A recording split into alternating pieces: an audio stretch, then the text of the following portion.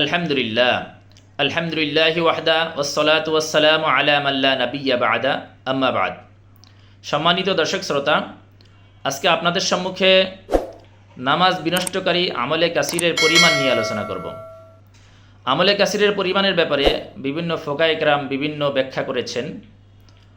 তো তার মধ্যে সর্বপ্রথম যে ব্যাখ্যাটি সেটি হলো, আমলে কাসির হলো নামাজি ব্যক্তির এমন কাজ করা, যেই কাজ করার দ্বারা দূর থেকে কোনো ব্যক্তি যদি তাকে দেখে এবং দেখে যদি সে একিনীভাবে ধারণা করতে পারে, একিনীভাবে বলতে পারে যে এই ব্যক্তি নামাজের মধ্যে নেই, এমন ধারণা যদি কোনো ব্যক্তির দূর থেকে দেখে মনে হয় যে তিনি নামাজে নেই, তাহলে সেটাই হলো আমলে কাসির।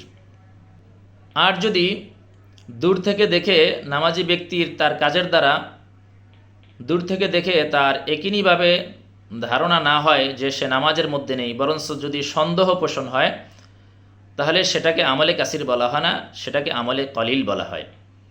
আর এমন কাজের দ্বারা তার নামাজ নষ্ট হবে না।